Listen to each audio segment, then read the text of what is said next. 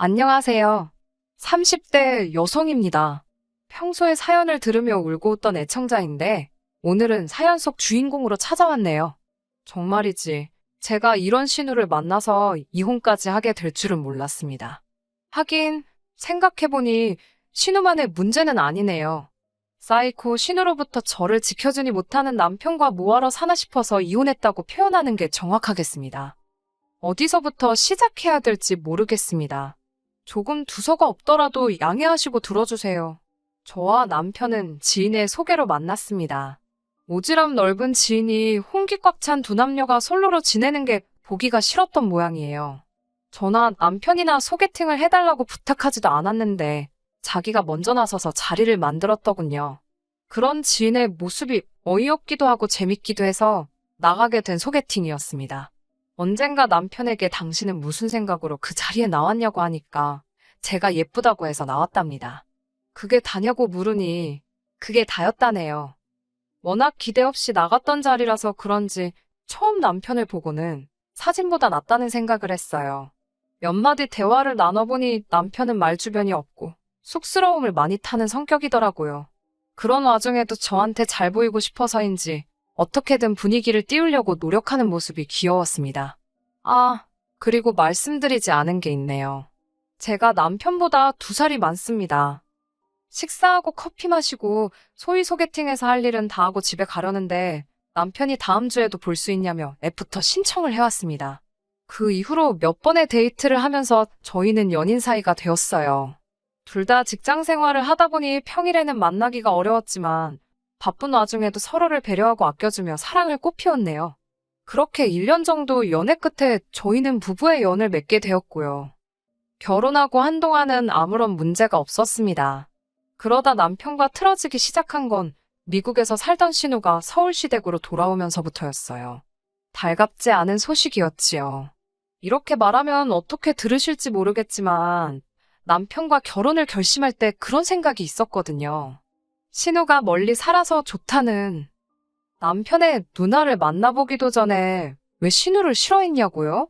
저는 남편의 누나가 아닌 신우라는 존재 자체가 불편했어요. 왜냐하면 저희 어머니가 고모한테 얼마나 당하는지를 제가 자라면서 똑똑히 목격했기 때문입니다. 제 고모는 어머니를 자기 남동생, 그러니까 아버지 등골을 빨아먹는 기생충이라고 표현했습니다. 정작 저희 부모님은 맞벌이였고 자기는 전업주부였으면서 말이지요. 몇 번이고 어머니를 대신해서 고모한테 한마디 사붙이고 싶었지만 저희 어머니는 똑같은 사람이 될 필요가 뭐 있냐며 참으라 하셨어요. 비록 어머니가 말리셔서 고모를 어쩌지는 못했지만 적어도 나는 그렇게 당하고 살지 않으리라는 어떤 다짐 같은 게 항상 제 가슴에 있었던 모양입니다. 그래서 남편이 누나, 그러니까 신우가 미국에 산다고 했을 때 속으로 쾌재를 불렀지요. 이 사람이랑 살면 적어도 신우와의 갈등 같은 건 고민하지 않아도 되겠다고요. 그런데 신우가 이렇게 빨리 귀국을 할 거라곤 상상도 못했습니다. 게다가 겪어보니 저희 신우는 성격이 진짜 목 같은 신우였어요. 제가 오래 살지는 않았지만 신우 같은 성격은 처음 봅니다. 얼마나 이기적인지 오로지 본인 기분밖에 모릅니다. 부모고 뭐고 눈에 보이는 게 없는 것 같아요. 일단 자기 기분이 안 좋아지면 주변 사람들 기분도 기어이 망쳐놓고 말지요. 반대로 자기 기분이 좋으면 남 기분이야 어떡건 말건 관심도 없어요. 이제 이혼까지 한마당에 제가 못할 말이 뭐가 있겠습니까? 살면서 신우 같은 꼴통은 본 적이 없습니다. 신우 이야기가 나온 김에 저희 신우에 관한 이야기를 좀 더 해도 될까요?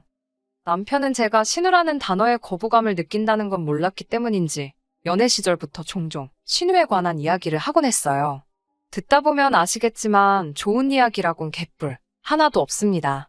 저한테는 그냥 추접스러운 이야기였는데 남편한테는 불쌍한 누이의 일생 같은 거였나 봐요. 한번 들어보시겠어요?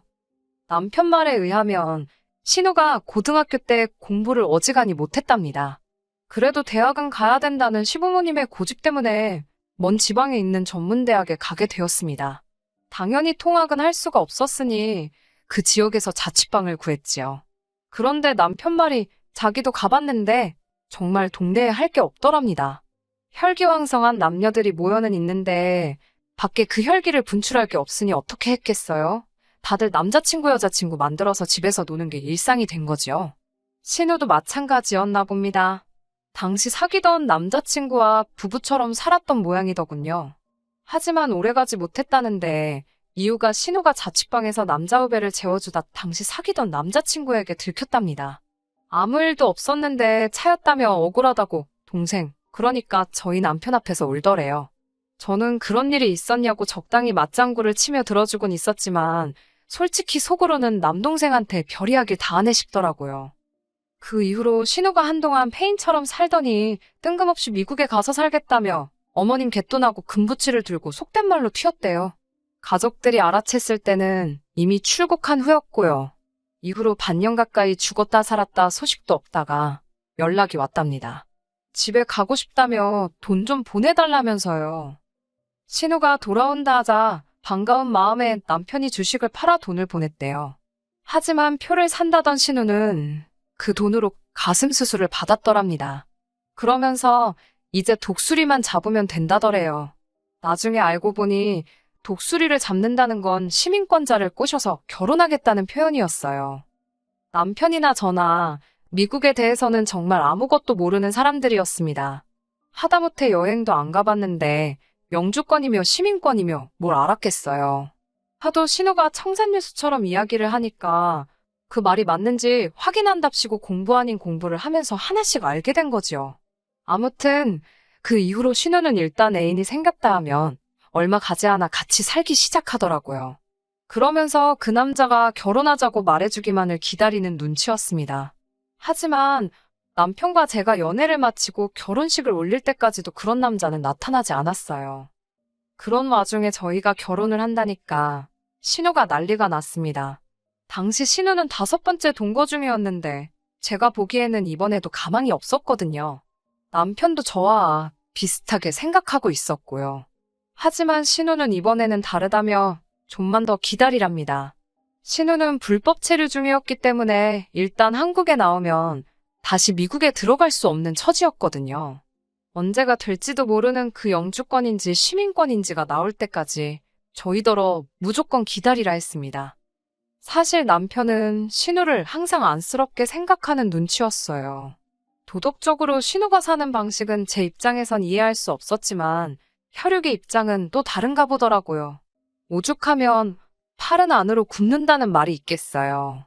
하지만 다행히 남편은 결혼식을 미룰 생각은 없는 듯 했습니다. 만약 남편이 제 눈치를 살피며 물어라도 봤다면 그 자리에서 파혼하자 했을 거예요. 저희 부모님 또한 그런 이유 때문에 기약 없이 딸을 대기조로 만들 수는 없다며 그럴 거면 차라리 파혼을 하라고 하셨고요. 시부모님은 신우도 자식이고 저희 남편도 자식이라 그런지 중간에서 아무 말씀도 못하고 계셨습니다. 결국 남편이 신우에게 식은 계획대로 올릴 거니까 누나가 올 수 있으면 오고 안 될 것 같으면 무리하지 말라고 그러는 것 같았습니다. 전화기 너머로 잘 들리지는 않았지만 신우가 고래고래 소리를 지르는 것 같았어요. 그래도 남편이 확실하게 정리를 해주니 역시 이 남자랑 결혼하길 잘했다 싶었지요. 그렇게 희망의 끈을 놓지 못하고 있던 신우가 갑자기 다 필요 없다며 한국으로 돌아온 건 저희가 결혼한 지 6개월쯤 됐을 무렵입니다. 무슨 일로 돌아온 건지 묻지도 않았고 신우도 말해주지 않았지만 신우 얼굴 곳곳에 노랗게 남은 멍자국을 보니 상황을 알 것 같았습니다. 신우에 대해 딱히 이렇다 저렇다 할 만큼의 감정도 없던 저였지만 그 멍자국을 봤을 때는 안쓰럽더라고요. 훗날 알게 된 일이지만 이번에도 남자 문제였어요. 그래도 신우는 한국에 돌아온 게 몹시 기쁜 눈치였습니다. 급기야 저희 부부와 시부모님께 자기 귀국 파티를 열어달라고 하더군요. 생각지도 못한 이야기에 좀 당황스럽기는 했지만 그래도 얼마나 좋으면 저럴까 싶어서 그렇게 해주기로 했습니다. 하지만 파티를 하기로 한 날을 며칠 앞두고 저에게 큰 사건이 일어났어요. 제 친할아버지께서 경운기를 운전하시다가 그만 사고로 돌아가셨거든요. 평소에 워낙 정정하셨기에 주변에서들 아흔은 물론이거니와 100살까지도 거뜬히 사시겠다 했는데 그렇게 허망하게 떠나실 줄은 상상하지도 못했습니다. 저뿐만 아니라 저희 친정부모님 그리고 할아버지를 알고 지내시던 모든 사람들이 슬픔에 빠졌지요. 이후로 장례식이다 뭐다 며칠 동안 정신이 하나도 없었네요. 한 달쯤 지났을까? 주말이었습니다. 모처럼의 휴식을 즐기려고 하는데 남편이 무슨 할 말 있는 사람처럼 제 눈치를 살피더라고요. 그러더니 제가 알면 괜히 기분 나쁠까봐 그동안 말을 못했다면서 몹시 곤란한 표정을 지었습니다.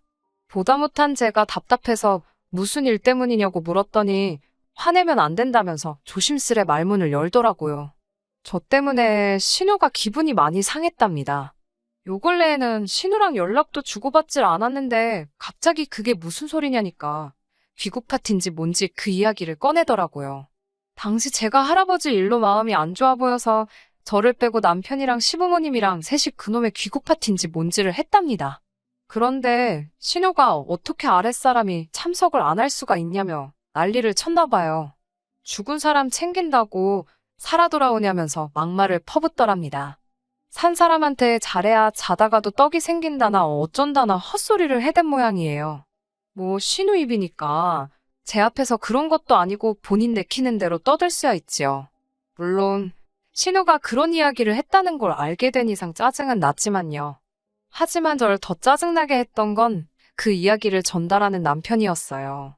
도대체 뜬금없이 그 이야기를 왜 전달하는 건지 납득이 안 됐거든요. 지금 이 얘기를 왜 하는 거냐니까 남편이 또 다시 우물쭈물거리더니 신우 말이 그따위 짓을 했으면 와서 사과를 해야지 사과도 한마디 없다면서 쫓아온다고 난리라는 거예요. 하다못해 향수라도 하나 사들고 오면서 서운하셨냐고 죄송하다고 살갑게 굴면 어디가 덧나냐고요. 그 이야기를 듣는데 진짜 어이가 없어서 웃음이 다 나던걸요. 제도상 자기가 손윗사람인 거야 제가 인정합니다. 하지만 동갑이잖아요. 그러면 정도껏 해야 하지 않나 싶더라고요. 옛날처럼 위아래로 막 5살, 10살 차이도 아닌데 부글부글 끓어오르는 화를 억누르는데 남편이 제 눈치를 살피더니 혹시 괜찮으면 한 번만 신우한테 사과를 해주면 안 되겠냐입니다. 속된 말로 빡친다고 그러지요? 열받는다는 말로도 표현이 안 되네요. 남편 입에서 그딴 소리가 나오니까 분을 삭힐 수가 없더라고요. 난 신우한테 사과할 거 없다고 쫓아오고 싶으면 쫓아오라고 그러라고 아주 머리털을 다 잡아 뜯어 놓을 거라고 그랬습니다. 그러자 남편도 심각한 표정으로 진심이냐고 묻더니 일단은 알겠다고 하더군요. 이때 처음으로 남편이 좀 못 믿어왔어요.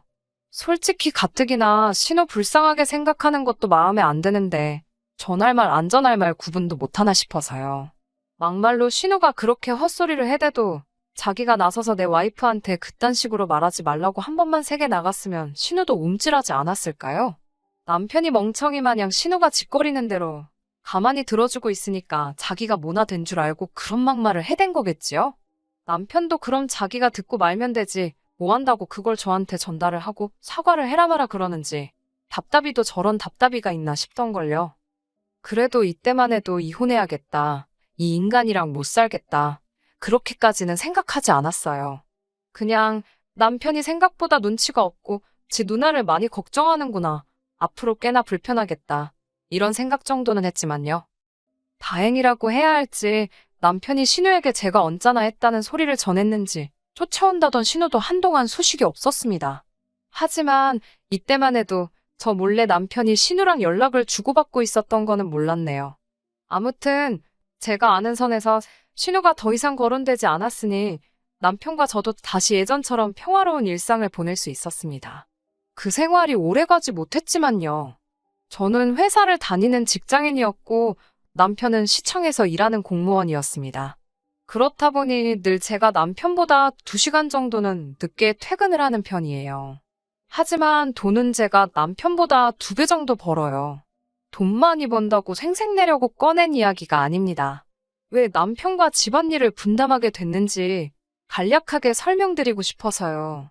보통 집에 오면 7시 반쯤 되는데 딱 저녁 식사 시간이잖아요. 남편은 5시 반에서 6시 사이면 집에 오거든요. 그렇다 보니까 저녁 식사 준비는 보통 남편이 하는 편입니다. 주말에는 제가 하는 편이고요.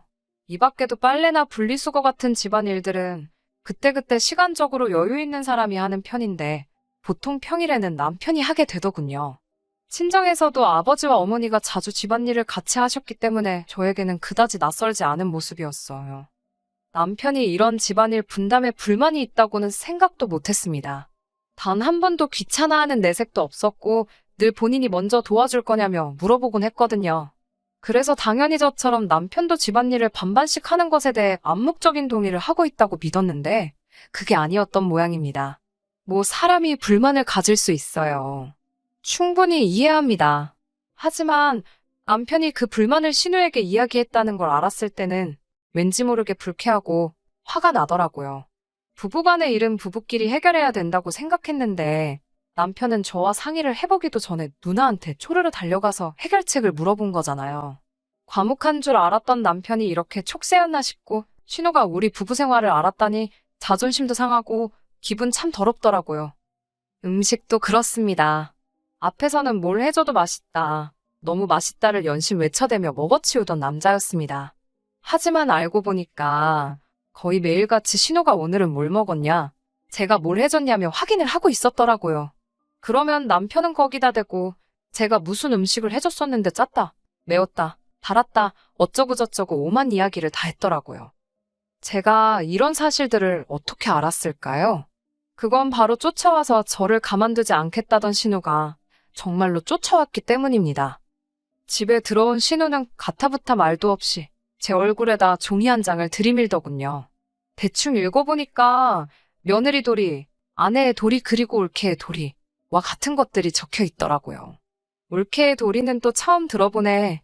가지가지한다 싶어서 속으로 비웃었어요. 얼른 신우에 도리 한 장 써줘야겠다 싶더라고요. 그 신우가 잘 읽어보고 앞으로 그 도리들을 가슴에 새기면서 살랍니다. 특히 자기 남동생한테 잘하래요. 그러면서 남편과 그동안 주고받은 문자 메시지를 저에게 보여주더라고요. 네 남편이 이렇게 힘들어하는데 넌 알고 있었냐면서 남편 귀한 줄도 모르냐입니다. 여기서부터는 저도 남편 때문에도 열받고 기고만장한 신우한테도 화가 나서 말이 막 나갔어요. 신우에게 시집도 안 가본 형님이 그걸 어떻게 아냐고. 아, 같이 살아봤으면 하긴 시집 가본 거로 쳐야 되나요? 그러면 몇 번을 갔다 오셨네요. 선배님은 맞네요. 선배님이 해주시는 조언이라 생각하고 가슴에 새기겠다 했습니다. 제가 빈정대고 비아냥거리자 신우가 저더러 약 먹었냐면서 미쳤냐고 악을 쓰더라고요. 그러는 신우를 보니까 점점 더 재밌었고요. 형님, 그런데 아내의 도리만 몇 번 해보신 거잖아요. 그렇지요? 결혼은 안 해봤으니까 며느리의 도리랑 올케의 도리, 이건 또 무슨 개소리래요? 이런 건 모르시겠다. 이건 내가 해보고 알려줄게. 알겠지? 라며 말을 잘라버렸어요. 신우가 너무 재수없어서 봐주기가 싫더라고요. 그래도 그동안에는 윗사람이라고 남편이나 잡들이를 했지 자기는 가만 내버려뒀더니 나를 뭘로 보고 이따위로 나오나 싶어서 이번에는 기선제압을 해야겠더라고요. 그때 퇴근한 남편이 집으로 돌아왔고 저는 들고 있던 신우 핸드폰을 남편에게 들이밀며 이게 다 뭐냐고 물었습니다. 당황한 남편에게 불만이 있으면 나한테 그냥 말을 하면 되지 왜 미주알고주알 신우에게 일러 바쳤냐 하니까 그냥 신우 기분 좋으라고 대충 한 이야기랍니다. 신우가 얼마나 심심하고 지루하면 저런 걸 다 물어볼까 싶어서 적당히 맞춰준 거라나요. 그 이야기를 옆에서 들은 신우가 또 남편에게 악다구니를 쓰더라고요. 너는 누나가 너 도와주려고 여기까지 왔는데 그게 할 소리냐며 제가 그렇게 무섭냐면서. 그때부터 정말이지 상황이 가관이었어요. 신우가 악을 쓰자 남편이 이번엔 또 신우 편을 드느라 어쩔 줄을 모르는 거예요. 저더러 남매끼리 이야기하다 보면 이런저런 별의별 얘기를 다 할 수도 있는 거랍니다. 그러면서 사적인 대화인데 그걸 이렇게 문제 삼으면 자기는 이제 아무하고도 말을 못한답니다. 언제라도 제가 알아채면 이렇게 난리가 날 수 있으니까 무서워서 말을 못할 거라나요. 이건 뭐 저를 또 나쁜 사람으로 만들더라고요. 부부싸움도 아니고 신우까지 껴서는 왜 내가 이런 말도 안 되는 다툼에 에너지 낭비를 해야 하나 싶었습니다.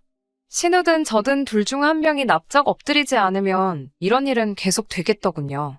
결혼 전 분명히 남편에게 제가 시댁하고 갈등이 생기든 어쩌든 무조건 제 편에 서줘야 한다고 박쥐처럼 이쪽 저쪽 붙어서 중재하려 들지 말아달라고 신신당부를 했었는데 그 이야기는 다 잊은 듯 했어요. 남편에게 아내 편에 서달라고 하는 게 큰 부탁인가요? 저는 그렇게 생각하지 않습니다. 설령 큰 부탁이라도 들어준다 했으면 노력은 해야 하는데 남편에게선 그런 희망이 안 보이더라고요. 그래서 결국 남편과 이혼하기로 한 겁니다.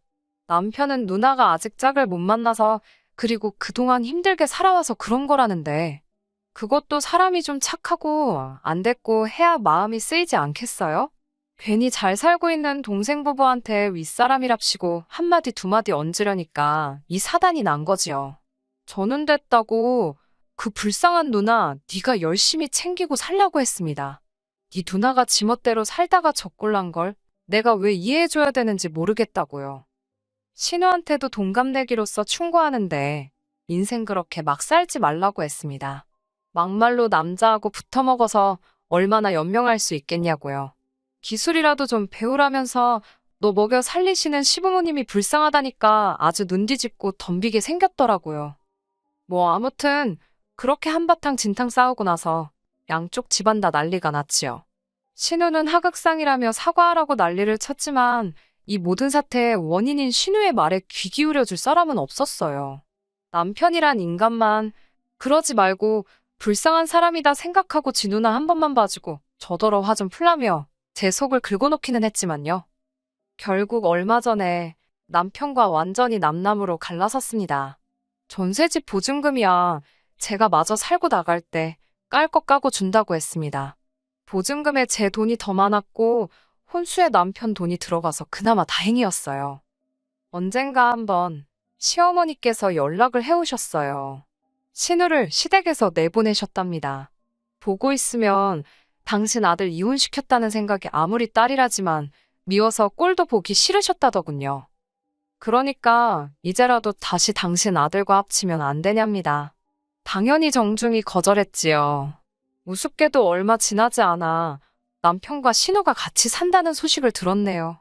뭐 더러운 상상은 하기도 싫습니다. 그 정도는 아니겠지요. 끝까지 들어주셔서 감사합니다. 오늘의 사연은 여기까지입니다. 구독과 좋아요, 알람 설정 부탁드리고 더 좋은 사연으로 다시 찾아뵙겠습니다. 감사합니다.